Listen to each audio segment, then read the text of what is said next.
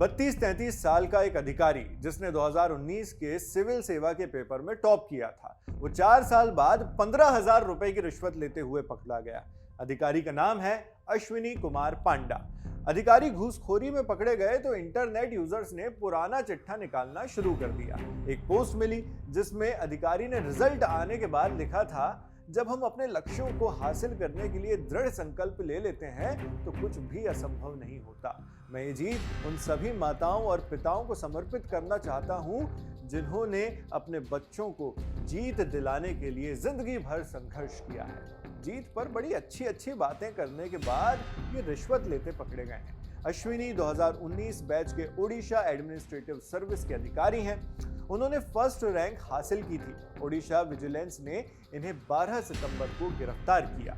गिरफ्तारी पर बताया गया, पांडा को शिकायतकर्ता से 15,000 रुपए की मांग करने और अनुचित फेवर मांगने के आरोप में गिरफ्तार किया गया है। शिकायतकर्ता कृषि जमीन को रेजिडेंशियल जमीन में बदलने की मांग कर रहा था।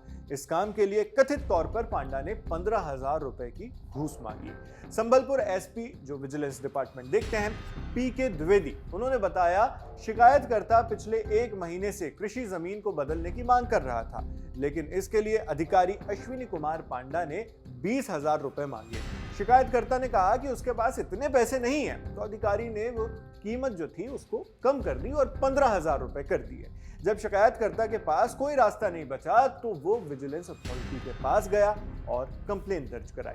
शिकायत दर्ज होने के बाद विजिलेंस डिपार्टमेंट एक्शन में आ गया। विजिलेंस अधिकारियों ने पांडा को गिरफ्तार करने के लिए एक प्लान बनाया। इसके बाद 13 तारीख को अधिकारियों ने अश्विनी पांडा को उनके ऑफिस से उस वक्त गिरफ्तार किया जब उनका ड्राइवर शिकायतकर्ता से पैसे ले रहा था, यानी खुद न लेकर ड्राइवर के थ्रू रिश्वत ली जा रही थी, ये आरोप है।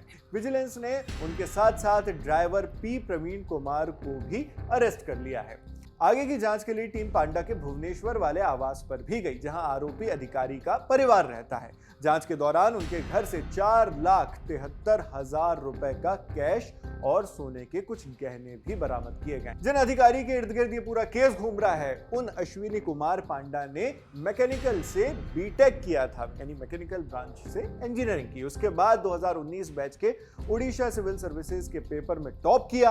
2021 में उन्होंने ट्रेनिंग रिजर्व ऑफिसर के रूप में नौकरी ज्वाइन कर ली, ट्रेनी थे उस वक्त वो। इसके बाद बमरा में तहसीलदार के पद पर उनकी पोस्टिंग होती है। मतलब नई नई नौकरी लगते ही रिश्वत लेना शुरू कर दिया। अगर आपको याद हो तो इसी साल जून में भी इसी तरह से एक आईएएस अधिकारी पकड़े गए थे। उनका नाम धीमान चकमा था। 2021 बैच के आईएएस अधिकारी धीमान को एक व्यापारी से 10 लाख रुपए की रिश्वत लेते हुए पकड़ा गया था।